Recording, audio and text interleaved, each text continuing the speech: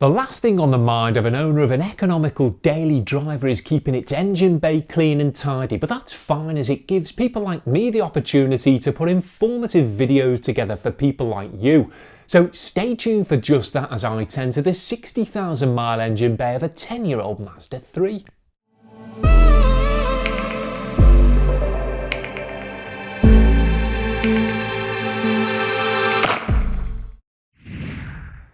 So while this wasn't the car I'd originally intended to feature, I'd had a few Manky prospects fall through last minute and didn't want to keep you waiting any longer. So penned the moderately soiled engine bay of this Mazda 3 in instead, as while it certainly wasn't the dirtiest lump in the world, still likely hadn't been properly cleaned in years. And while I really don't enjoy filming on the frontier for obvious reasons, committed to grabbing some sunny shots anyway, as while I'd love to have the ability to pull abandoned Ferraris out my backside willy-nilly. I'm not quite at that level yet, so a realistically dirty econo box on a tight little front will have to do.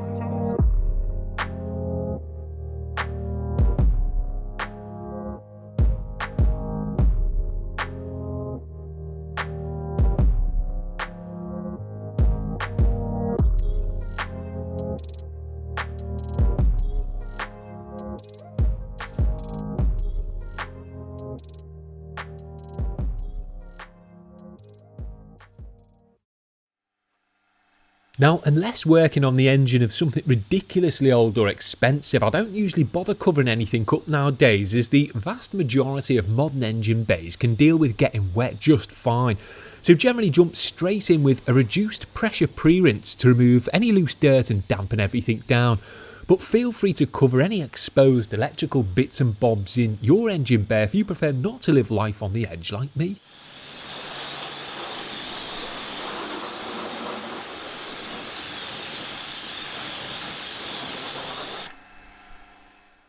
The majority of the deep cleaning was to be done with CarPlan's Demon machine here, as I know it works and it didn't really make sense to use something more boutique just to clean the generic engine of a daily driver. So got to work spraying it down with the potent degreaser before thoroughly agitating it over with a chunky detailed brush and rinsing it off before it had a chance to dry.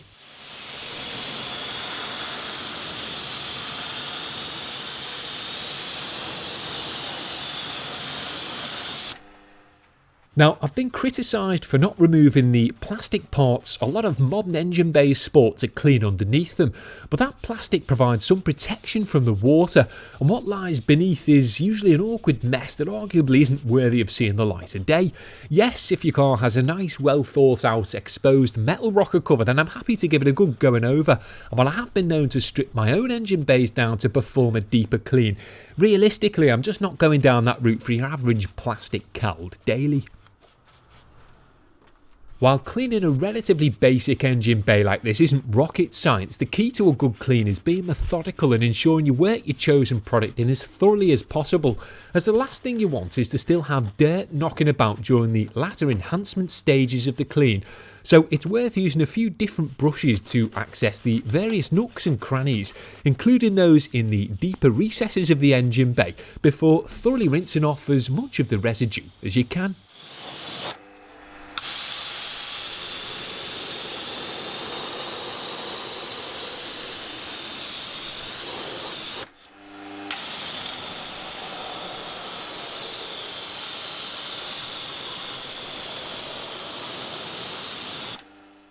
The underside of the bonnet should ideally be treated in a similar manner. However, before doing that here, I blanketed the bay over with some Bosei anti-rust snow foam to prevent things from drying out while I was working on the bonnet, as well as to add a bit of rust inhibition to the mix and to further soften up and hopefully dislodge any remaining dirt that I may have missed. While that was soaking in then, the underside edges of the bonnet were treated to the same machine cleaner application and agitation as the engine bay, as these parts are usually pretty neglected. Now it's worth mentioning that if you do clean them like this, then you should also set some time aside to properly wash the exterior of the car afterwards, as it'll inevitably get covered in overspray. But if that sounds like too much hard work, then maybe just aim to wipe them down with a degreaser prime towel or something instead. However, I wanted to ensure they were as clean as the engine bay underneath here, so sprayed, brushed and rinsed away in the wind.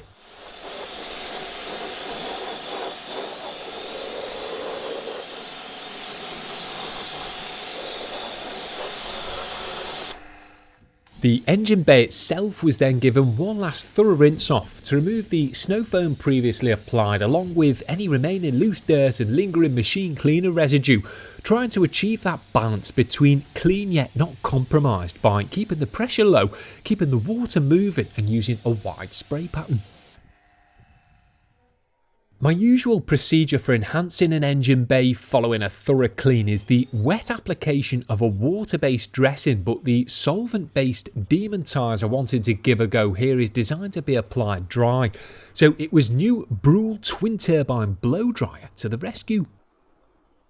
Now, while this particular model is generally intended to be put to use with both turbines blazing on the exterior of a car, you can fire up just one to gently but effectively drive water out from the nooks and crannies of something like an engine bay too. And when used in conjunction with this Autobrite direct detailing trolley I'd teased on Instagram over Christmas, which served to keep it off the ground and make it that little bit more mobile, made light work of the rinse water.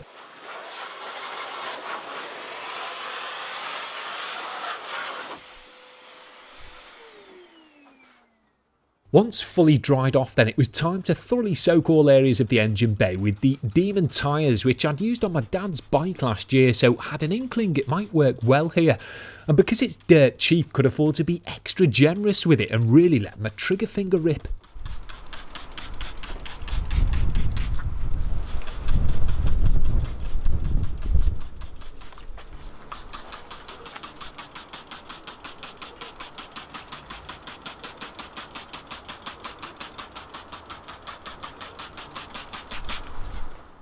Once applied, I then dropped the bonnet to give it an hour or so to soak while I washed the exterior to remove the overspray I contaminated it with during the clean, as there's no point in having a gleaming engine bay if the outside of the car ends up dirtier than it was to begin with. So set about the exterior with a pre-rinse, quick contact wash, final rinse and dry with an absorbent twist loop towel, which thankfully did the job at removing said overspray and product residue just fine.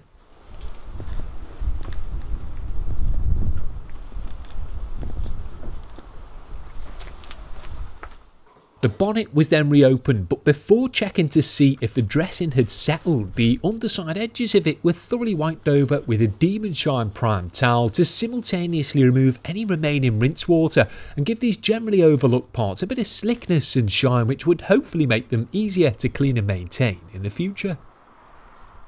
So I was pleasantly surprised with how the Demon Tyres, which isn't really intended for use on things like engine bays, had soaked into this one in perfect uniform fashion. However, it was still a bit too shiny for my liking, and there was still a fair bit of excess knocking about following my extra liberal application. So set about giving it all a quick buff over and blot with a fresh towel and a dry detailing brush to turn the glaring synthetic shine into more of a factory restored sheen.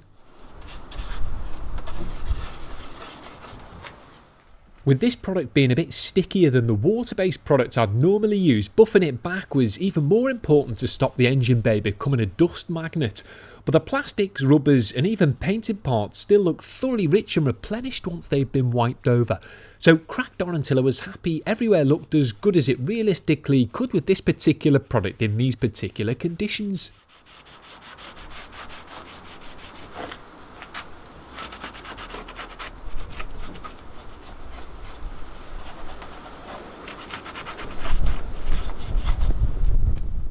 It was then just a case of a complimentary screen wash top up with some Autobrite Direct Shield, which simultaneously cleans and protects. And like the true professional I am, it was cack-handedly glugged into the freshly cleaned and dressed engine bay without a funnel, because mine was probably buried in one of the bins I showed you at the start.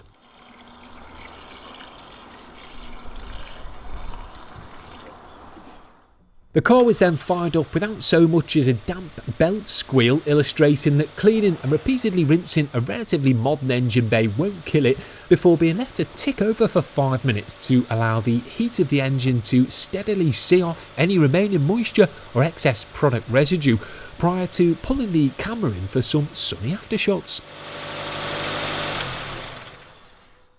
So yeah, I reckon the CarPlan products worked surprisingly well on this moderately dirty 10-year-old engine bay and proved it wasn't really worth forking out for more expensive bottles of plonk to adequately spruce it up. Granted, the shine probably won't last as long as that of a more pricey product, but as long as you don't let it get too dirty in the weeks and months following, a quick respritz of even a cheap and cheerful product like this should serve to keep it looking relatively fresh. As always, everything used and featured in the video can be found linked in the description below, including the handy detailing trolley and twin turbine blow dryer. Apologies for the amount of time it's taken me to get a new video up, but I've been busy restoring the Nismo back to factory so I can try and sell it for something new to feature on the channel. But either way, thanks for waiting and thanks for watching.